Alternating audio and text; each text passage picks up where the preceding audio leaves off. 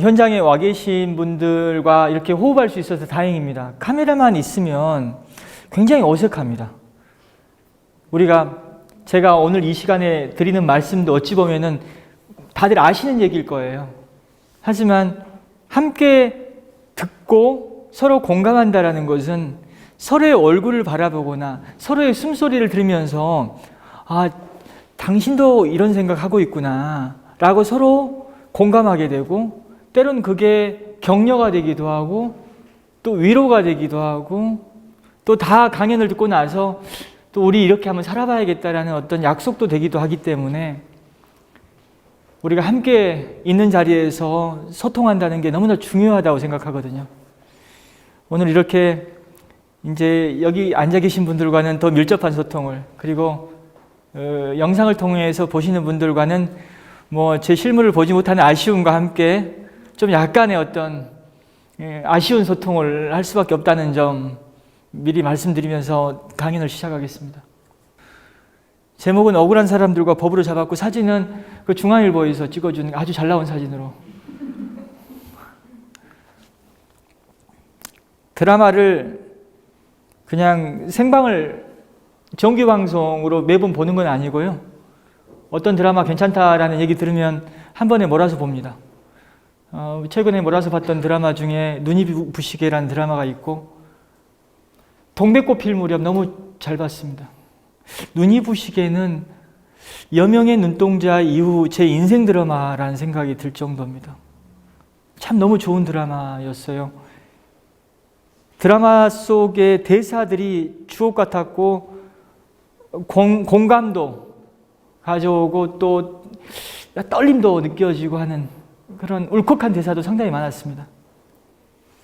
이 눈이 부시게란 드라마에서 한지민 씨 역할은 그 아나운서를 지망하는 취업 준비생이죠.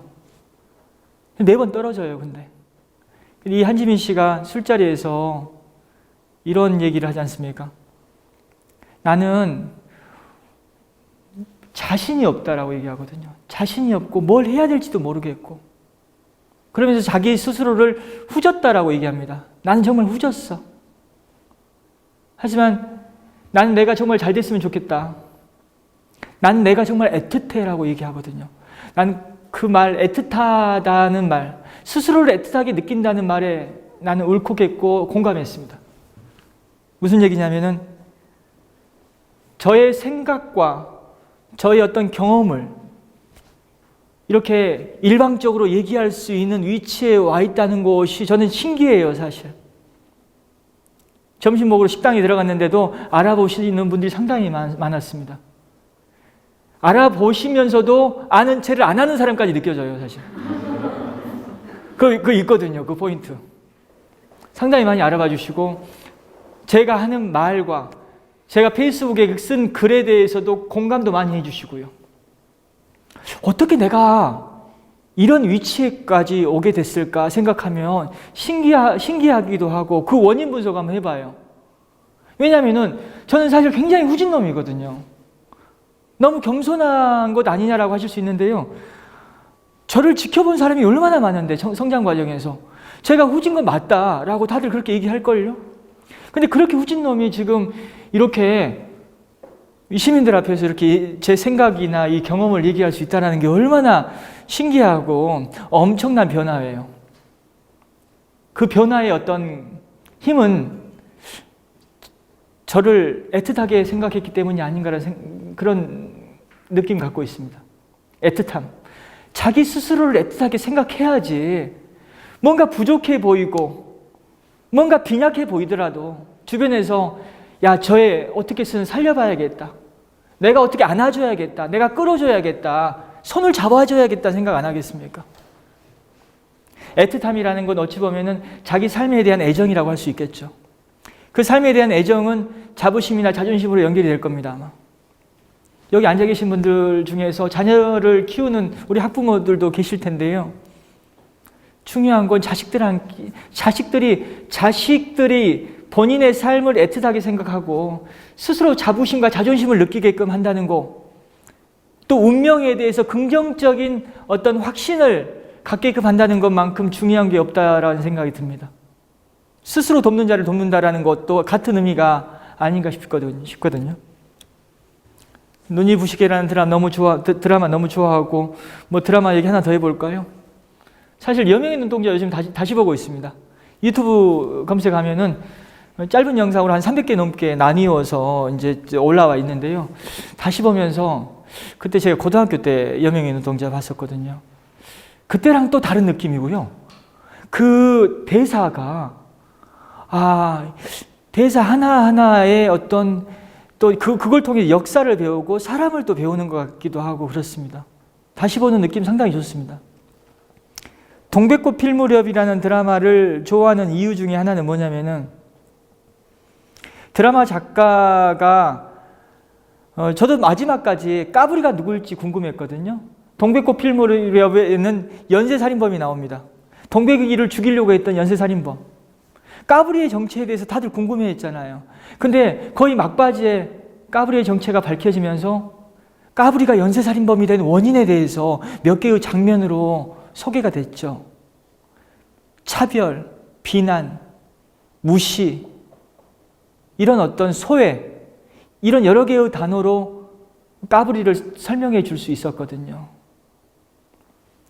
저는 이춘재 연쇄살인 사건, 화성 사건, 8차 사건의 재심을 맡아서 변호했는데 과연 우리는 이춘재를 어떻게 소비하고 있는 것인가 생각도 해봐요. 드라마 작가도 그 연쇄살인범이 탄생하게 된, 그 발전하게 된 원인에 대해서 여러 개의 장면으로 분석했는데 우리 사회에서는 정작 현실에서 이춘재에 대해서, 이춘재가 연쇄살인범이 된 원인에 대해서 우리가 얼마나 알고 있고 그걸 분석하려 하냐 이거예요. 그냥 사이코패스로 규정 짓고 끝나잖아요. 원래 이상한 사람이었다라고 규정 짓고 끝내버리잖아요. 우리가 한 번도 경험해보지 못한 코로나 바이러스도 이렇게 여러 종류가 있는데 이상한 사람도 여러 종류가 있는 것이고 그런 사람의 어떤 탄생 배경이나 발전 과정에서 우리 사회가 할 일도 다양할 수밖에 없는데 그것에 대해서 전혀 논의가 없다는 게 얼마나 사실 답답하고 불행한 사회입니까? 제 소개 간단히 드리겠습니다. 사투리를 거의 안 쓰잖아요. 여기 오기 전에 은행에서 일 좀 봤는데 요즘에는 전표를 안 쓰대요. 전자펜으로 다 일일이 쓰던데 그 이름을 쓰면서 좀 약간 흘렸었어요. 그러니까 이렇게 쓰면 안 된다고 하면서 그 직원분이 저한테 갈겨 쓰지 말라고 하더라고요. 그래서 이렇게 사투리를 쓰나? 저는 뭐 사투리나 이런 억양면에 있어서는 거의 서울에 가깝다라고 할 수 있는데 광주에 와보니까 저희 어렸을 때 제가 섬에서 자랐거든요. 도시에서 아무런 걱정 없이 자랐을 것 같은 외모와 달리 해남 땅끝마을에서 배를 타고 한 30분 정도 가야 하는 그 노하도라는 섬에서 자랐고 그곳에서 학교를 졸업했습니다. 가끔씩 광주에 오면 광주 사람들은 사투리도 안 쓴다고 생각했는데 나는 그때 내가 뭔가 잘못 봤다라는 생각도 많이 하고요. 사투리 무지하게 씁니다. 저는 노하도라는 섬에서 자랐고 그곳에서 학교를 졸업했습니다. 복일도는 많이 아시죠? 복일도는 다리로 연결이 되어 있습니다. 노하도와. 복일도는 고산 윤선도가 유배 생활을 했던 곳으로 유명하고 또 관광지로도 유명한 곳이죠. 이 다리로 여기가 연결되어 있고요. 노하도는 뭐 저희 어렸을 때만 해도 김양식 많이 했지만 지금 전복양식 많이 하고 있고 저는 이곳에서 고등학교까지 졸업했습니다. 모르셨어요?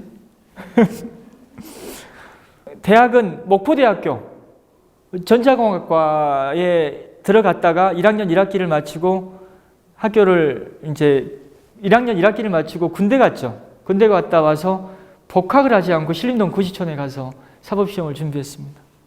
그래서 제 최종 학력은 대학 1년 중퇴입니다.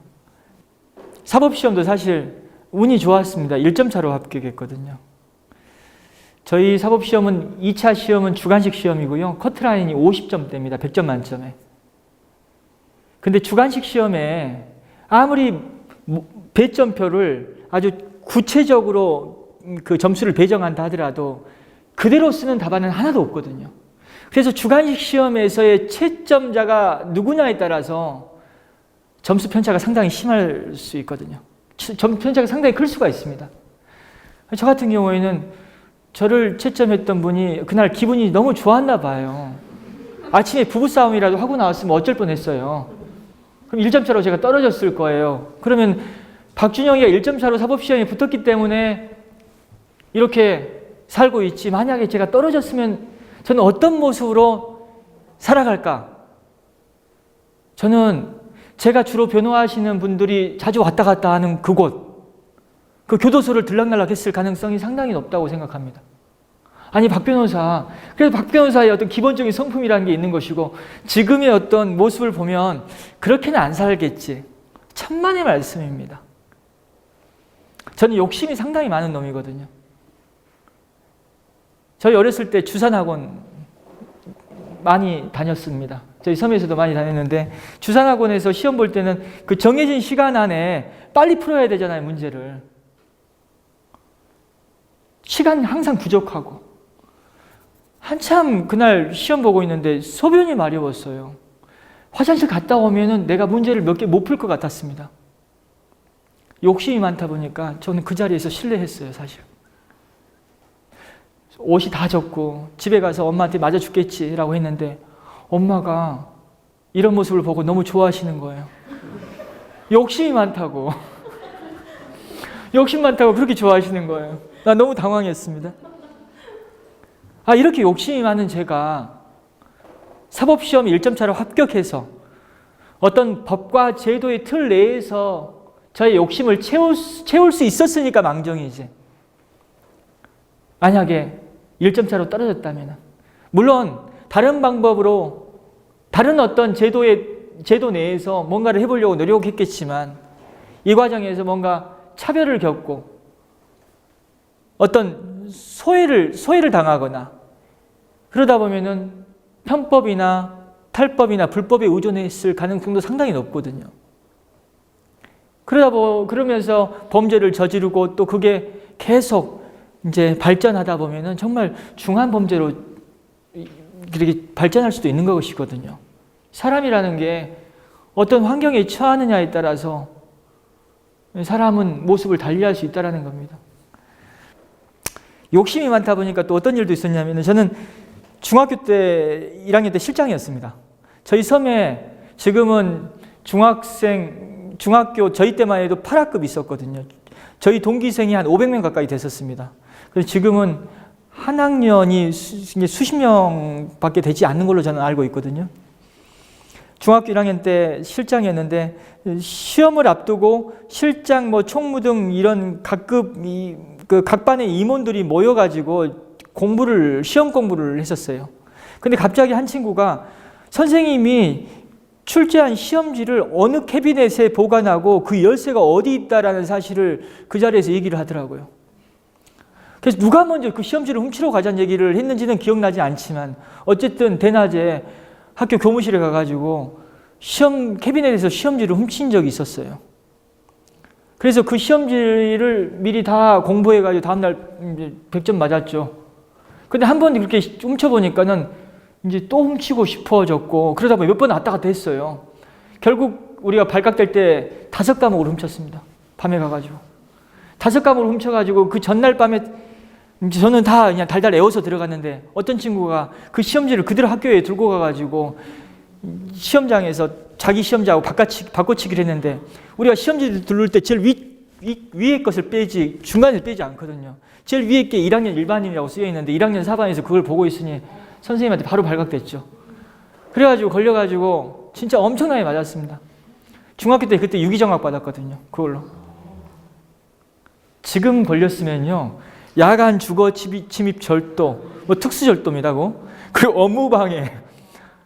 어디 소년원이나 깜빵 갔을 겁니다, 아마. 그나마 어렸을 때, 그리고 또 섬에서 발각됐기 때문에 또 육성의 간부였던 우리 아버지뿐만 아니라 주변 사람들이 좀 손을 써가지고 그렇게 정리가 됐지. 근데 그 당시 시험지를 둘렀던 친구들 중에서 저는 지금 변호사가 되어 있고, 그 당시 저하고 거의 주동급이었던 다른 친구는 저기 수학학원 이름만 쳐도 좀 굉장히 많은 사람들이 아는 그 수학학원 원장하고 있어요. 그리고 또 다들 시험지 들러 간 놈들은 다 잘 됐어요, 사실. 그래서 저는 이런 생각 해봐요. 이제 제 과거의 어떤 경험을 얘기하면서 우리 사회는 갈수록, 예전에는 저희 어렸을 때 부모님이 하셨던 말씀 중에 하나는 젊어서 고생은 사서 한다라고 했지 않습니까? 자녀를 막 고생시켰잖아요. 그래야 배운다고. 근데 지금은 고생시켜가지고 넘어지거나 좌절하고 실패하면 다시 일어설 수 있는 기회조차 보장되지 않는다라는 그 두려움 때문에 안전하게 울타리를 치고 이렇게 자식들을 키우고 있는 세상이 되어버렸습니다. 이게 과연 옳은 방향인가라는 생각을 해보거든요.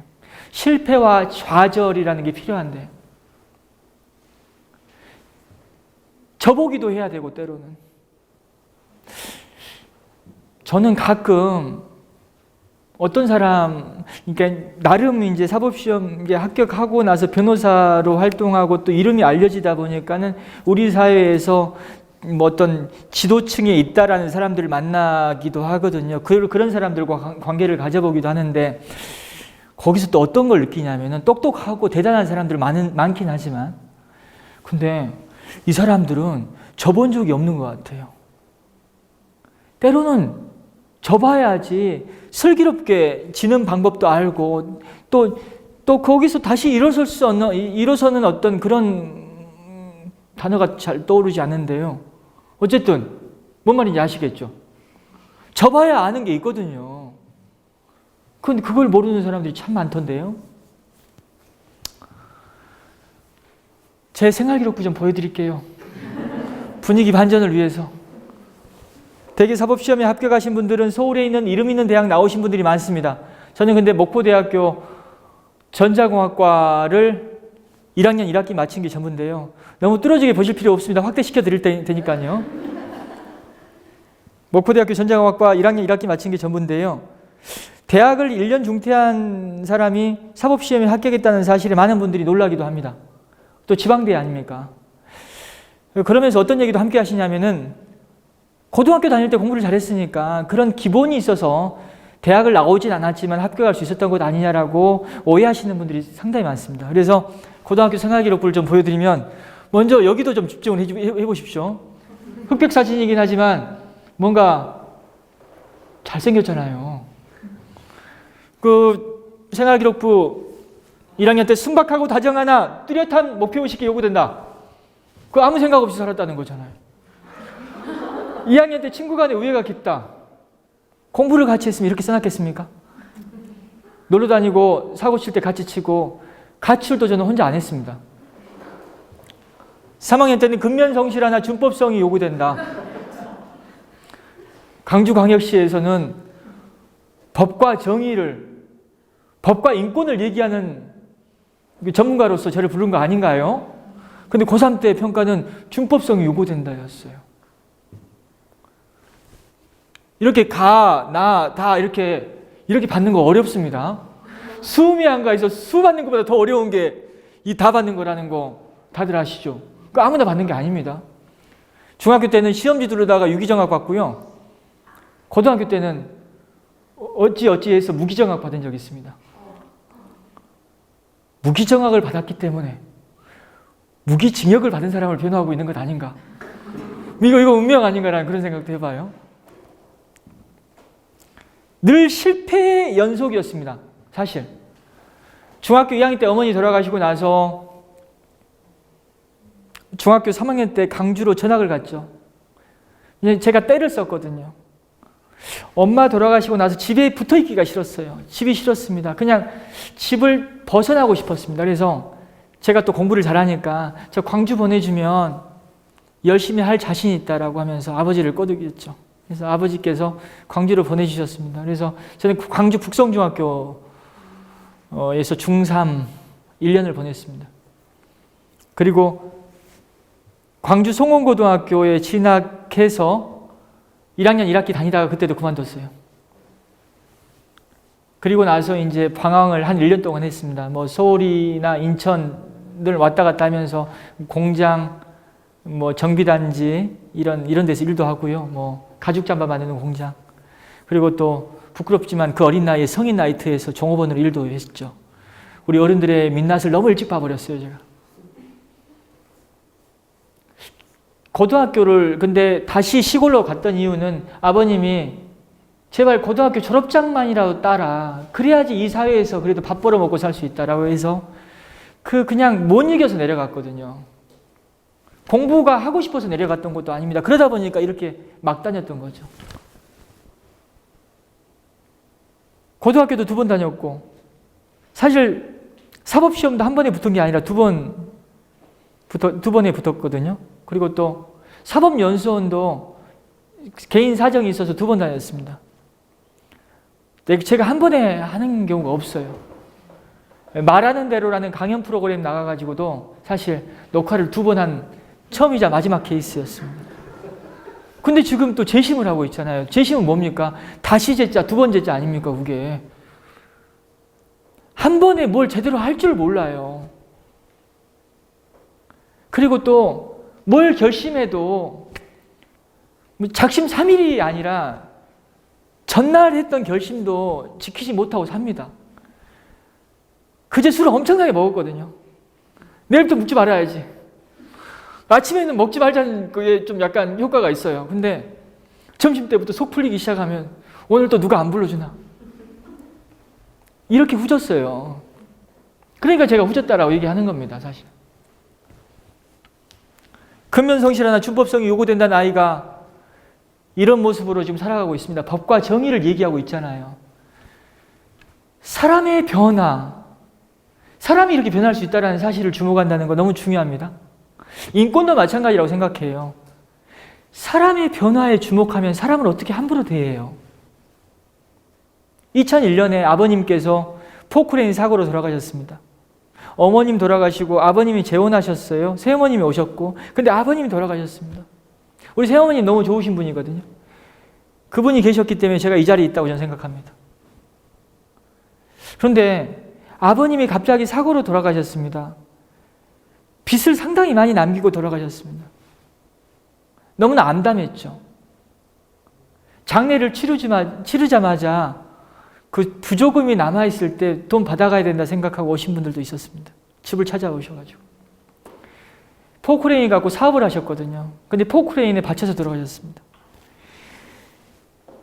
그런데 또 사업을 하셨기 때문에 줄 돈이 많았지만 받을 돈이 얼마 안 되지만 있었거든요.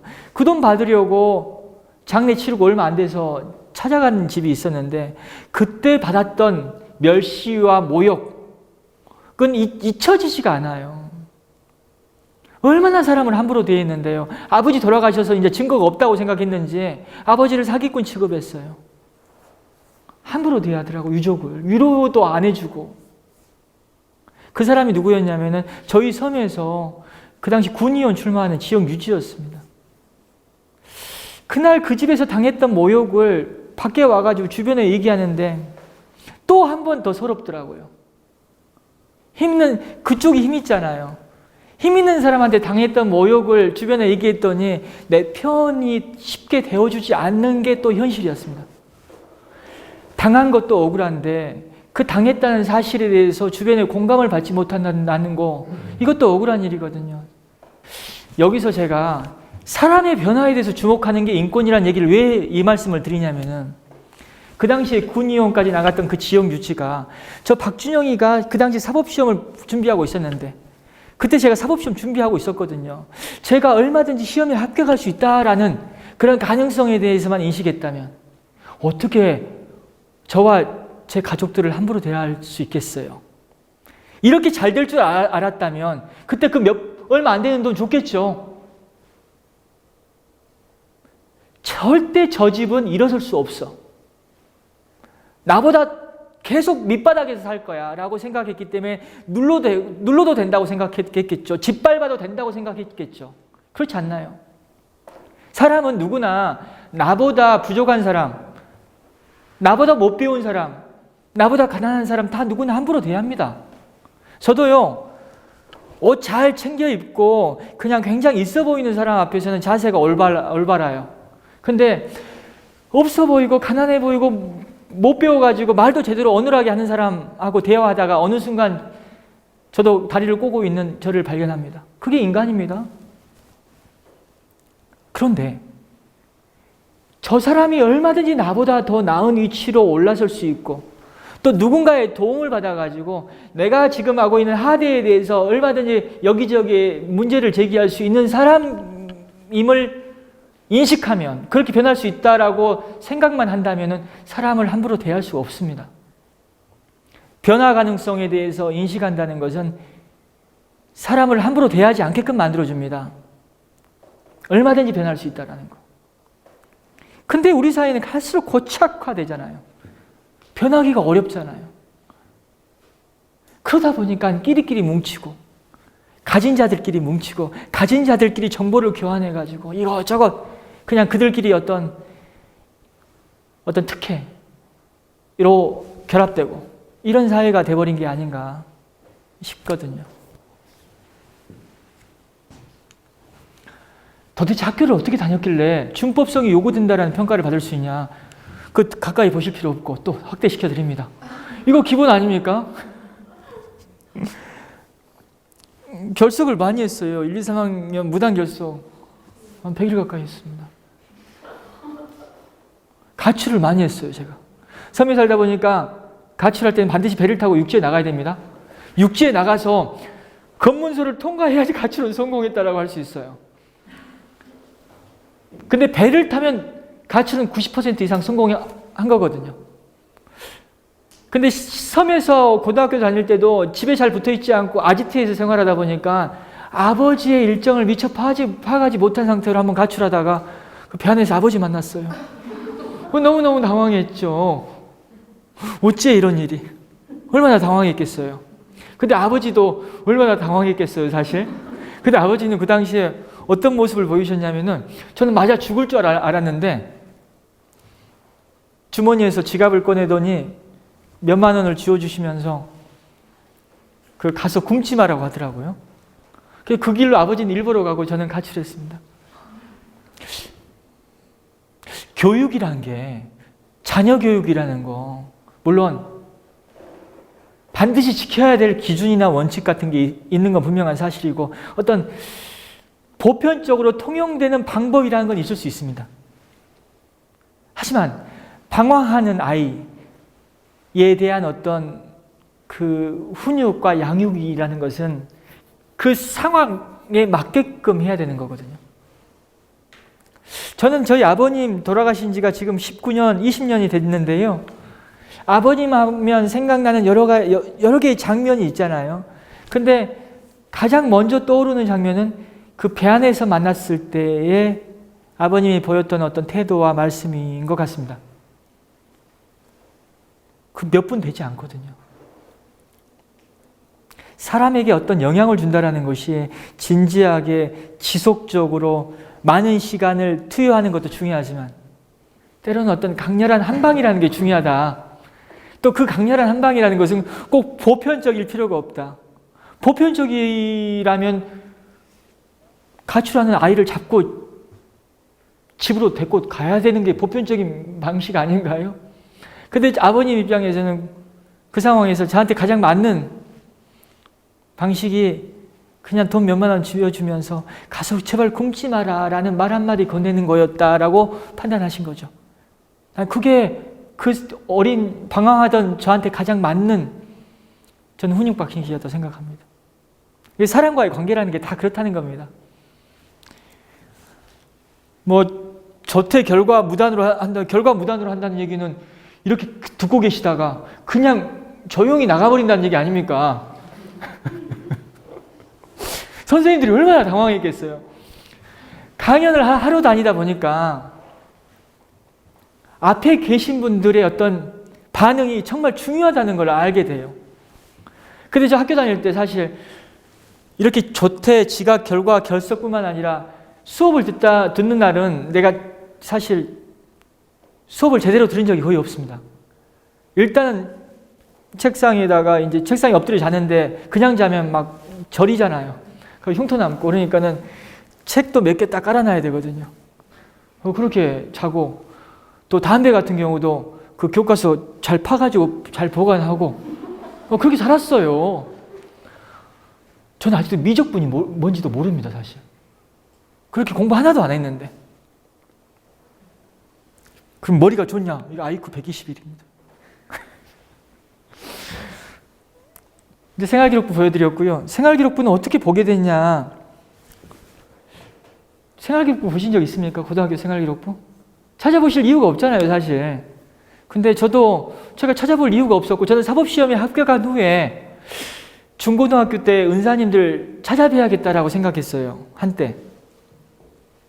근데 고등학교 생활기록부를 어떻게 보게 됐냐면은 사법시험, 사법연수원 입수할 때 면접 서류로 최종 졸업을 기준으로 한 학교의 생활기록부를 요구했거든요. 그래서 제가 생활기록부를 떼보게 됐던 거예요. 사법연수원 면접 서류였습니다. 이렇게 준법성이 요구된다라고 막 쓰여 있는데 나 이걸 어떻게 해명해야 되지? 막 그런 생각하니까 답답하면서 선생님을 왜 찾아? 그래서 나 고등학교 선생님, 고3 선생님 찾지도 않고 있습니다. 준법성이 요구된다. 또 근면성실한테 어떻게 준법성이 요구될 수가 있어요, 또? 인생사 세옹지마인 것 같아요, 그런데. 왜냐면은, 어느 순간을 기준으로 봤을 때는 좋지 않은 상황인데, 이 생활기록부가 강연장에서 이렇게 먹힐 줄 몰랐어요. 저한테 굉장히 당황과 아주 어찌할지 모르게끔 만들어버린 이 생활기록부가 이 강연으로 저를 먹고 살게끔 만들어준 데 있어서 큰 역할을 하고 있단 말입니다. 그래서 어떤 사건을 그 때를 기준으로 막 쉽게 판단해가지고 때로는 흥분하거나 때로는 반대로 좌절할 필요가 없다라고 저는 생각합니다. 길게 보는 거 너무나 중요하다. 생활기록부보다는 때로는 한 장의 사진이 많은 사실을 말해주죠. 고등학교 1학년 때 수학여행 가서 찍은 사진입니다. 여기요. 뽀얗고 하얀 피부. 이때는 머리도 많았네.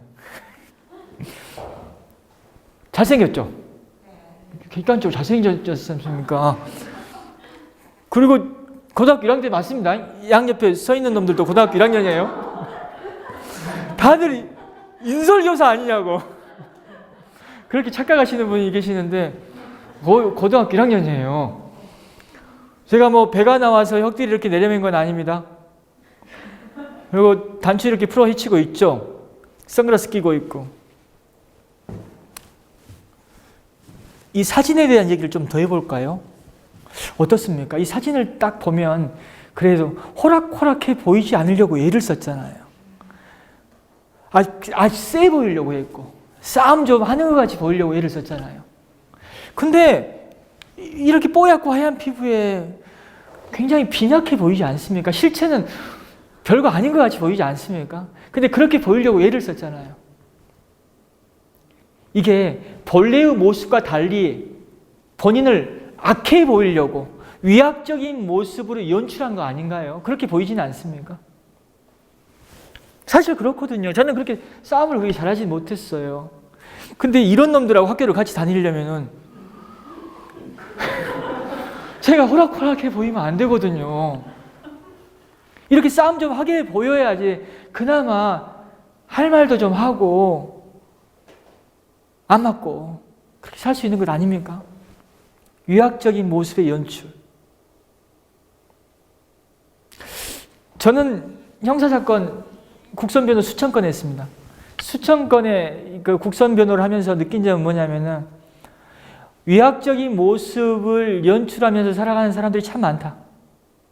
사실 문신도 똑같거든요. 어찌 보면은 문신도 아주 여기저기 문신한 사람들, 이 문신도 어찌 보면은 문신을 통해서 나 힘 좀 있어, 나 함부로 보지 마 라는 걸 표현하는 것일 수 있거든요. 또 어떤 분들, 민원인들 많이 그런 분들 접하잖아요. 때로는 그냥 소리부터 지르는 분들 있지 않습니까? 소리부터 질러요, 그냥. 아주 거세게 그냥 때로는 저항도 하시면서 말도 안 되는 얘기 또 때로는 할 때도 있죠. 소리 지르고 굉장히 과도한 어떤 몸짓으로 자기를 표현하는 분들도 꽤 있죠. 근데 그분들이 원래 그렇게 거센 사람이고 뭔가 기운이 센 사람일까요? 물론 원래 그렇게 좀 약간 못된 성품을 갖고 있는 분도 계시겠지만 대개는 본래는 너무나 약한 사람들, 빈약한 사람들, 자신들의 모습을 있는 그대로 보여줬을 때는 이 사회에서 나를 이용하기 때문에, 나를 짓밟기 때문에 차별받지 않으려고, 소외당하지 않으려고, 소외받지 않으려고 그런 모습을 연출한 것일 수 있다는 사실. 내 주목하는 거 중요하지 않습니까? 왜냐?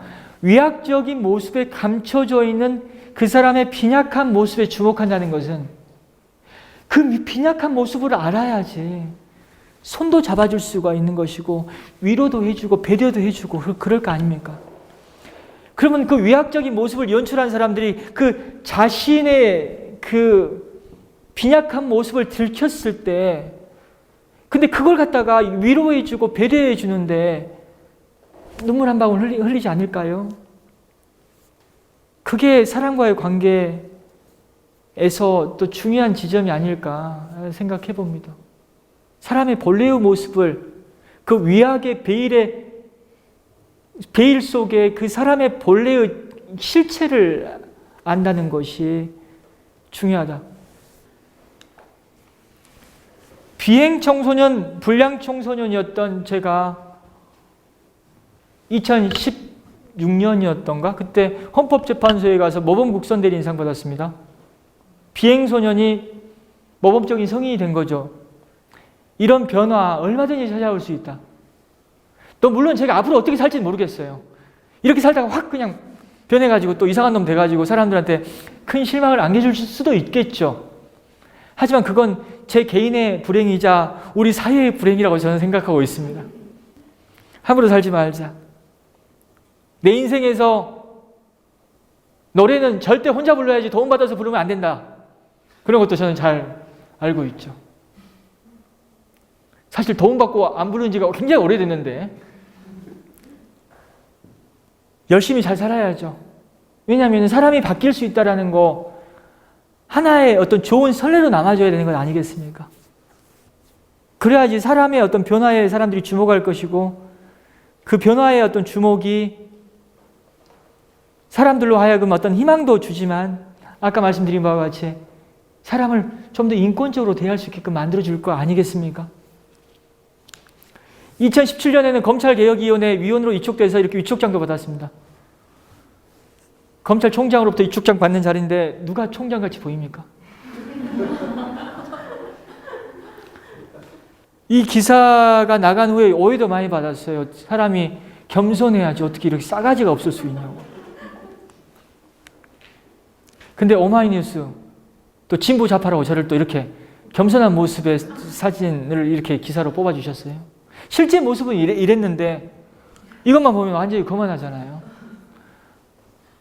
우리가 정보의 홍수 속에서 살고 있는데 정말 어떤 사람에 대한 판단, 어떤 상황에 대한 판단도 때로는 아주 진지하게 해야 된다. 일면을 보고 판단하는 것은 편견이나 선입견일 수 있다는 말씀 드립니다. 그게 억울한 사람을 안 만들 수 있는 어떤 하나의 방법일 수 있거든요.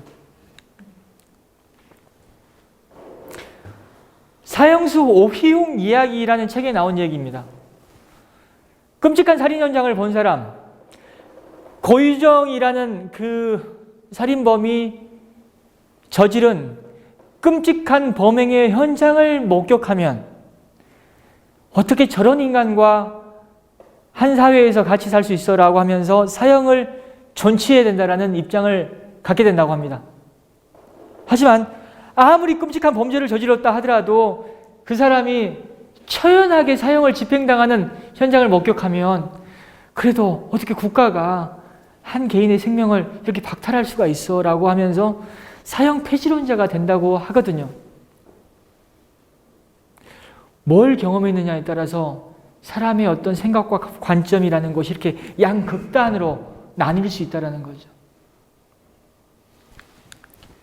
그래서 여고생이 중고생 8명에게 관악산에 끌려가서 집단 폭행을 당했다면서 소년들에게 관용을 베푸는, 소년을 관대하게 처분하는 소년법을 폐지하거나 개정해야 된다는 청와대 청원이 있었죠. 그 청와대 청원에 20만 명 이상이 이렇게 동의를 했었는데요. 끔찍한 소년범죄, 잔혹한 소년범죄를 보면 소년들에게는 성인과 똑같이 처벌을 해야 된다라고 하는 주장에 동조할 수 있는 거죠. 그런데 반면 저같이 준법성이 요구된다는 놈, 그 중학교 1학년 때부터 그냥 학교 가가지고 시험지 둘러가지고 훔쳐가지고 둘렀다는 것도 사투리죠. 갈겨버렸다는 거하고 똑같은 얘기 아닌가요? 시험지를 훔쳐가지고 그렇게 업무방해와 야간 주거침입절도, 특수절도를 범한 사람이 이렇게 개과천선해가지고 법과 정의를 얘기하는 걸 보면 야, 소년에게 함부로 낙인을 찍는 건 아니다. 그들의 변화 가능성에 주목해야 된다는 시각에 동의할 수 있는 거거든요. 그래서 소년법을 바라보는 두 가지 관점, 날로 흉악해지는 범죄의 처벌 기준을, 이런 소년범죄의 처벌 기준을 강화해야 된다는 관점은 흉악한 범죄를 봤을 때 얼마든지 우리가 공감할 수 있는 주장인 것이고, 또 반대로 저 같은 놈을 경험하면은 낙인 찍지 말자, 그 아이의 변화 가능성에 주목하자라는 그 주장에 동조할 수 있는 거거든요. 그래서 어떤 사회적인 현상이라는 걸 보면서 우리가 쉽게 판단하지 말자, 쉽게 자기의 생각을 갖지 말자. 왜냐하면 복잡하잖아요. 사건과 상황 안에 담겨져 있는 이해관계와 이런 여러 가지 어떤 그 사람들의 어떤 다양한 어떤 그런 관점들이 있거든요. 그걸 잘 알아야지 올바른 판단을 할 수 있다고 저는 생각합니다. 최근에 뭐 여기까지 왔으니까는 또 김학의 전 차관 사건과 관련해 가지고, 또 얼마 전에는 또 장자연 사건에서 윤지호 씨 문제를 제기하는 제 어떤 인터뷰나 그리고 제 어떤 기사를 보신 적이 있으시죠? 보셨죠? 그때 어떤 느낌이 드셨나요? 박준영이 변했구나, 저 새끼. 저 초심을 잃어버렸구나, 저 새끼 벌써. 뭐 그런 생각 많이 하셨을 것 같아요. 뭔가 이상하다. 왜 저 사람이 저런 주장을 해? 이거 말이 안 돼. 그런 생각 안 하셨어요? 하셨으면서. 저는 우리가 배웠잖아요. 지배층이 피지배층을 우민화시킨다라는 게, 이게 통치 전략이라고도 합니다. 우민화. 바보 만든다는 건데, 요즘과 같이 정보의 홍수 시대에 어떻게 바보가 될 수 있냐, 우리가. 얼마든지 스스로 인터넷을 통해서 정보를 검색할 수 있는 그런 사회 아니냐라고 하실 수 있는데요. 천만의 말씀입니다. 정보가 너무 많다 보니까는 지배층은 본인들한테 유리한 정보를 막 주입시키려고 하죠. 정책을 잘 집행하는 게 중요한 게 아닌 것 같아요, 이제는. 얼마나 그 본인들한테 유리한 정보를 잘 주입시켜가지고 시민들이나 국민들이 그렇게 알아가게끔 해버리냐. 그걸 잘하면은 일 잘못하는 거 그렇게 다 용서가 될 것 같거든요. 그런 사회에 우리가 살고 있더라고요. 우리가 바보 되는 거예요, 사실. 이용당하는 거고. 최근에 이제 김학의 전 차관 사건을 곧 공론화하겠다. 한국일보, SBS, 신문방송 각각 두 곳과 함께 김학의 전 차관 사건의 2006년 별장 성접 때부터 2021년 지금까지 쟁점별로 문제되는 부분들을 공론화하려고 합니다. 사람들은 김학의 전 차관 사건 하면은 그 자극적인 별장 접대 영상을 떠올리거든요. 문제가 있죠. 심각한 문제인 건 맞아요.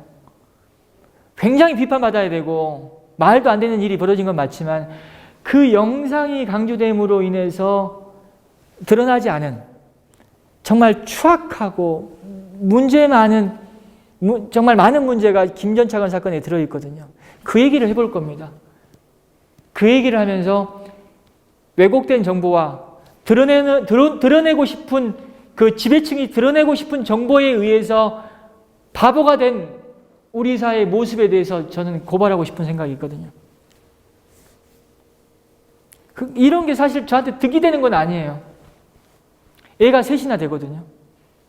애가 되고 중학교 1학년, 14살, 11살, 초등학교 4학년, 그리고 유치원 다니는 6살짜리.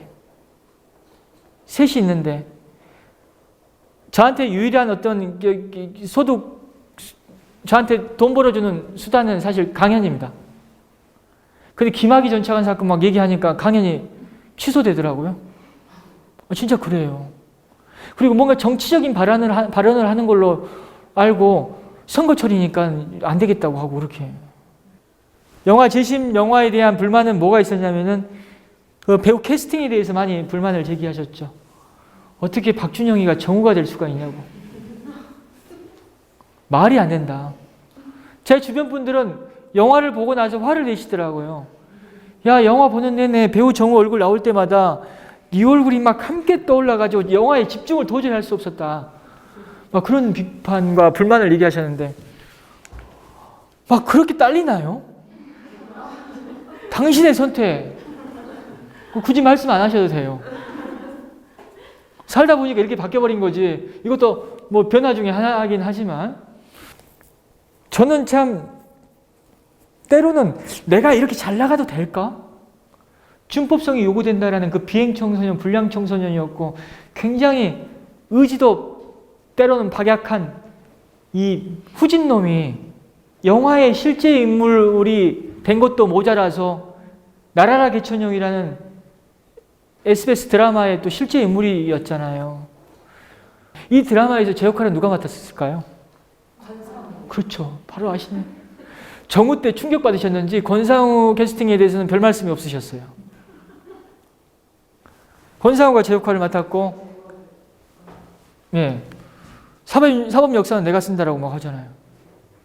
저는 이런 이 포스터 문구도 사실 불만이에요.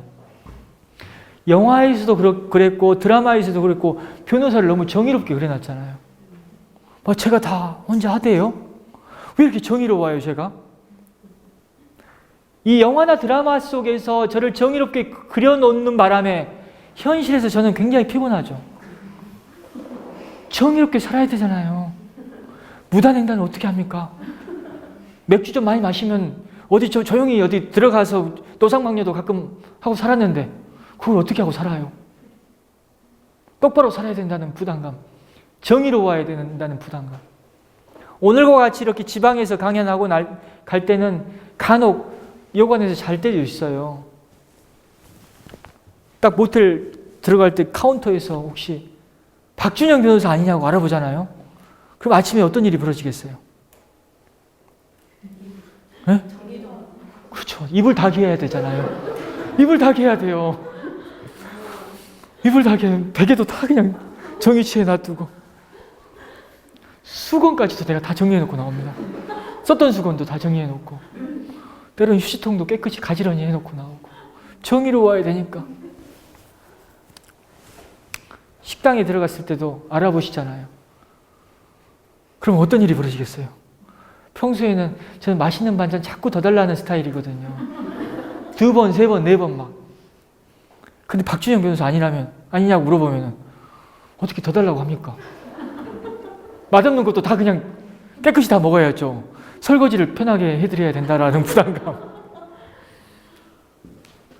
그 사람이 원래 그런 놈이 아닌데 정의롭게 이미지가 형성됐다라는 이 사실이 가져다주는 이 부담감이 상당히 큽니다.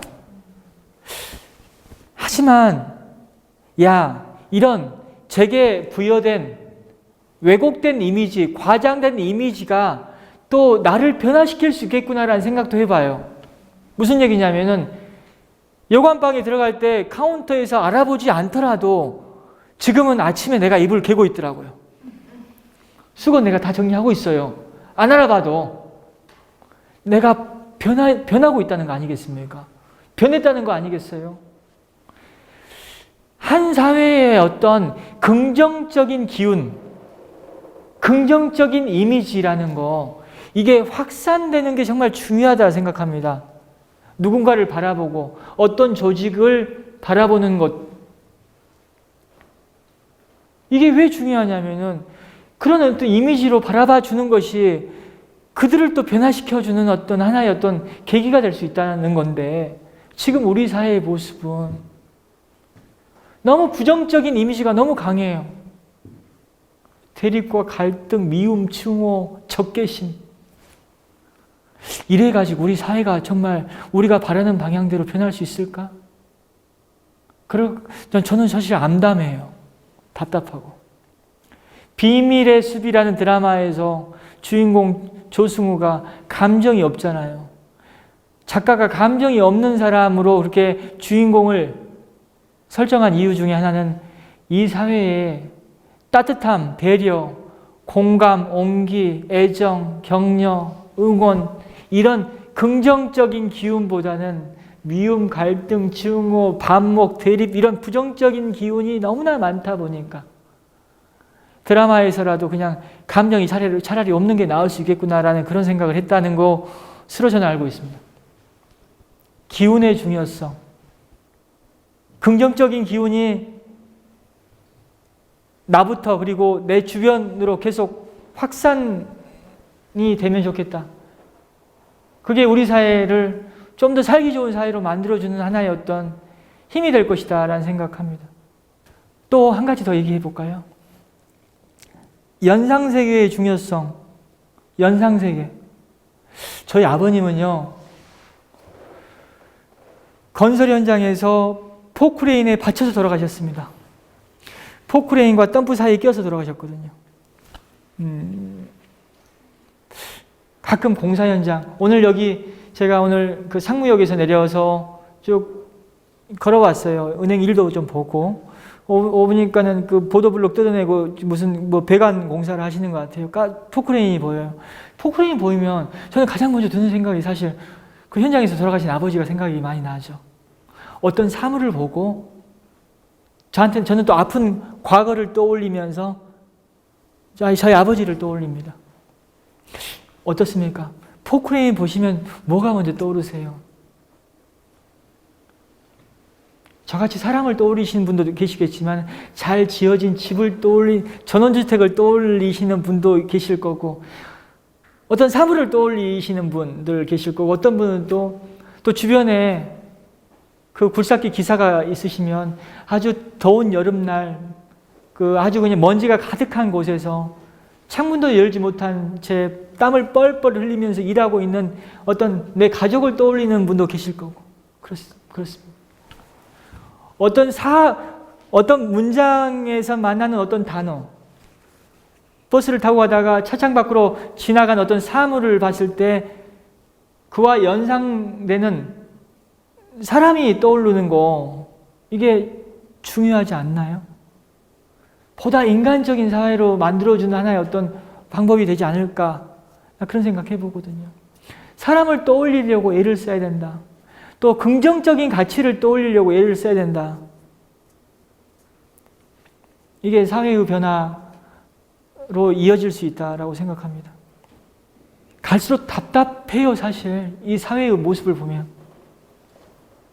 답답하고 김학의 장자연 사건을 얘기를 막 하니까 모 국회의원은 저놈이 윤석열 총장을 도와가지고 그 정치적으로 이 상황을 이용하려고 한다라는 그런 비판도 있었습니다.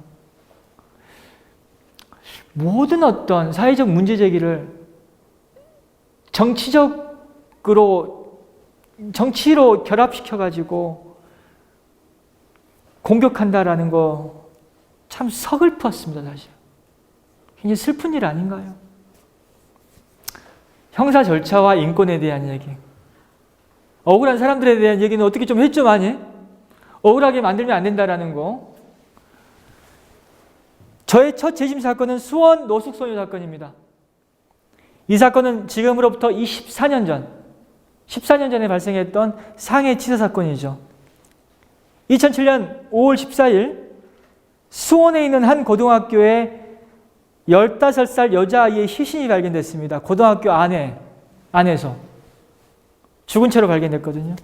그 여자아이를 때려 죽였다는 이유로 당시에 이 어린 청소년 가정이 해체돼 가지고 가출해서 수원역 그 벤치에서 잠을 자는 이런 아이들이 잡혀서, 그리고 이 아이들 5명과 지적 장애를 갖고 있던 2명의 성인 노숙인 총 7명이 잡혔고 이 사람들이 사람을 때려 주겠다라는 자백을 또 했습니다. 그래서 모두 한때는 유죄 판결을 받았는데 모두 재심을 통해서 또 보통의 절차를 통해서 무죄로 밝혀진 사건이 수원 노숙소녀 사건입니다. 어떻습니까? 2007년에 벌어진 일이고 그 당시 수사를 또 검찰에서 주도했을 때도 있었어요. 검찰에서 고문했겠습니까? 뭐 때렸겠습니까? 자백 안 하면 죽인다라고 협박했을까요? 천만의 말씀이에요. 그렇지 않았는데도 불구하고 7명이 사람을 때려주겠다는 자백을 단시간 내에 했어요. 아주 짧은 시간 내에 연이어서. 어떻게 이런 일이 가능해? 사람들은 허위 자백을 했다는 사실을 두고 이거 뭔가 이 아이들이 범인일 가능성이 높은 사건 아니냐고, 어떻게 사람이 쉽게 사람을 죽였다는 자백을 할 수 있냐라고 하면서 그렇게 의심을 갖는 분들이 상당히 많습니다. 남의 물건을 훔쳤다는 자백도 아니고 남을 때렸다는 자백도 아니고 사람을 때려 주겠다는 자백을 어떻게 7명이 할 수 있어? 그런데요, 내가 하지도 않은 일을 했다라는 것은 자기 파괴적인 비이성적인 행동입니다. 그게 사실이라고 한다면 자기 파괴적이고 비이성적인 행동, 말과 행동을 우리가 합리라는 잣대로 평가하고 판단한다는 것 자체가 무슨 아닌가요? 비이성적이고 자기 파괴적인 일을 합리로 판단한다?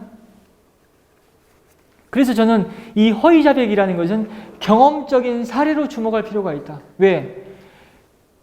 당시 이 7명, 이 사회적 약자가 어떤 수사를 받았는지 그 환경에 내가 처해보지 않는 한 그들의 판단을 쉽게 비판할 수는 없는 겁니다. 그리고 그 아이들이 고립무원의 상태가 될 수밖에 없었던 그 상황에 대한 이해를 그들의 어떤 성장 과정과 함께 들여다봐야지 그 아이들의 어떤 그 선택을 이해할 수 있는 거거든요. 결국은 이 허위 자백 문제도 결국은 사람의 어떤 삶에 대한 이해가 필요하다는 거죠. 집에 나를 믿어주는 아버지나 어머니만 곁에 있었다면 저 아이들이 자백을 했겠어요? 신뢰할 수 있는 사람이 옆에 있었다면 절대 자백하지 않습니다. 부모로부터 버림받았기 때문에. 당장 이 아이가 경찰청, 검찰청에서 조사를 받고 있다는 사실을 알고 있음에도 불구하고 찾아오는 가족 누구도 없었기 때문에 차라리 지금 내 앞에 있는 검사 말을 듣는 것이 억울하지만 더 유리할 수 있다라는 판단을 하는 그 10대 소년들의 그 현실, 안타까운 현실에 대한 이해가 없이 이 사건에서의 7명이 어떻게 함부로 자백할 수 있었겠어? 무죄는 받았지만 뭔가 정말 석연치 않은 구석이 있는 사건 아니겠어라고 그렇게 의심하는 것은 바람직하지 않다. 사람을 죽였다는 자백을 왜 했을까요? 우리 헌법은 진술 거부권을 두고 있잖아요. 헌법과 형사소송법에는 불리한 진술을 하지 않아도 될 권리에 대해서 규정하고 있는데 묵비권을 행사하면 되는데 왜 안 했을까요? 왜 7명이 그렇게 죽였다는 허위 자백을 했을까요? 이해가 안 됩니다. 근데 현실에서 제가 경험한 바로는 억울한 옥살이를 한 사건에서 진술 거부권, 묵비권을 행사한 사례는 저는 찾아보지 못했습니다. 현실에서 진술 거부권, 묵비권 누가 행사합니까? 힘 있는 사람들이 행사하잖아요. 정치인들이 행사하잖아요. 진술 거부권과 묵비권은 물론 모든 피의자가 행사할 수 있는 권리이긴 하지만 그 권리들의 올바른 적용이라고 한다면 가난하고 힘없고 못 배운 사람들이 수사받는 과정에서 위축이 될 수 있기 때문에 그럴 때는 그냥 말을 하는 것보다 말을 하지 않는 것이 더 유리할 수 있다라는 그런 상황을 전제하고 진술거부권이 만들어진 거 아니겠습니까? 그게 본래 그 제도의 어떤 그 취지에 부합하는 것 아닌가요? 근데 현실에서는 약자들은 진술거부권 몰라요. 아는 경우 있어요. 술에 만땅 취해가지고 진술을 할 수 없는 상태. 그럴 땐 진술거부권 행사하시더라고. 그럴 때는 근데 맨정신에는 내가 이거 진술 거부한다면 나한테 불이익이 있는 것 아니야? 그냥 경찰 검사 말 듣고 그냥 얘기하는 게 더 유리할 것 같은데 막 그런 생각을 먼저 한단 말입니다. 지금 우리 현실에서 진술거부권은 대개 힘 있는 사람들이 자기 죄를 피하기 위해 행사합니다. 우리가 학교 다닐 때 배웠던 진술거부권이 피의자를 위해서 반드시 필요한 마그나 카르타 같은 권리라고 우리는 배웠지만 현실은 그렇지 않습니다. 사람을 죽이지 않았는데 사람을 죽였다는 자백을 7명이 했다고 했을 때 그 자백 내용을 법정에서 왜 검증 못했어요? 내가 하지도 않은 일을 자백했다면 그 자백 내용에 모순이 있을 수밖에 없고 또 7명 상호간에 모순이 있을 수밖에 없는데 왜 그 자백이 법정에서 검증이 안 됐을까요? 그 이유는 자백을 그럴듯하게 증거로 만든 그 법 기술자들의 조작이 있었기 때문이죠. 죽은 여자아이가 발견된 장소는 수원고등학교 건물 옆 화단 옆이었습니다. 또 그곳을 가기 위해서는 계단을 통과해야 돼요. 실제 수사 과정에서의 문답 내용이 담긴 녹취록입니다. 여기를 보면은 수사관이 먼저 다 미리 언급하잖아요. 수원고등학교 건물 화단 실제 범인만이 알 수 있는 사건 정보를 미리 언급하면서 혹시 기억나는 거 있어? 라고 물어보잖아요. 뭐라고 답을 합니까? 화단 기억나는 것 같아요. 그렇게 얘기하고 있지 않습니까? 근데 이게 실제 문답 내용인데 판사가 유무죄를 판단하는 과정에서 살펴보는 증거인 조서에는 어떻게 기재가 되냐. 피의자들이 피해자를 폭행해서 사망케 한 장소는 어디인가요? 장소는 수원고등학교 내 화단 쪽 같은데 정확한 장소는 기억나지 않습니다. 이렇게 써버리면 문답 내용을 바꾼 거잖아요. 화단이라는 걸 판사가 봤을 때 얘가 수원고등학교도 언급하고 피해자가 발견된 그 화단이라는 아주 특정 장소까지 언급하네. 물론 기억 잘 안 나는 데라고 쓰여 있긴 하지만 기억이 잘 안 나는 정확한 장소는 기억나지 않습니다라는 것은 한 6개월 뒤에 이게 검거된 사건이거든요. 오히려 이런 표현이 진술의 신빙성을 높여버립니다. 그렇잖아요. 이런 조작들이 곳곳에 가득했습니다. 그러다 보니까 판사가 알 수가 없는 거죠. 조서라는 게 어떻습니까? 타이핑하는 사람이 경찰, 검사, 수사관이거든요. 이런 사람들은 저 사람을 잡아 놓으려고 하지 일반적으로. 그러면 그 의도가 이 조서에 들어갈 수밖에 없어요. 그 목적이 들어갈 수밖에 없죠. 문답 내용을 일일이 기재하는 게 아니거든요. 그래서 이 조서는 아주 위험한 증거이기 때문에 형사소송법에는 조사가 다 끝난 다음에 진술자로 하여금 피조사자로 하여금 조서를 열람하게끔 합니다. 수정할 수 있게끔 합니다. 그래서 박근혜 전 대통령은 7시간 동안 자기 조서를 들여다봤습니다. 그리고 양승태 전 대법원장은 36시간 동안 봤어요. 그건 조서가 위험한 증거라는 걸 알기 때문에. 법상 규정된 그 조서의 문제점을 바로잡을 수 있는 방법을 충분히 활용했습니다. 이 사람들은 법을 알기 때문에. 근데 상식적으로 검사가 전직 대법원장, 전직 대통령을 조사하면서 조서를 함부로 쓸까요?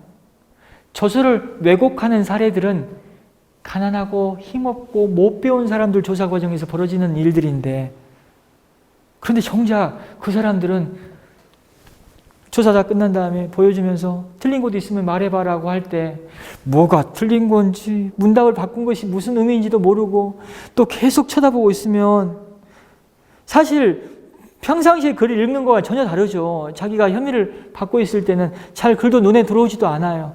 그럴 때 이것 고쳐달라 저것 고쳐달라고 얘기할 수 있을까요? 현실에서는 그거 제대로 확인하지 못하고 또 지장 찍어버리거든요. 그럼 법정에서는 나가 이렇게 말한 적 없는데 네 도장 찍혀 있잖아. 어떻습니까? 진술거부권도 마찬가지예요. 법정에서 허위자백이라고 하시는데 왜 그 당시 진술거부권 고지 받으시고 왜 그걸 포기하시고 진술하셨어요? 그렇게 반문을 받게 되거든요. 그렇잖아요. 법과 제도라는 게 그래요.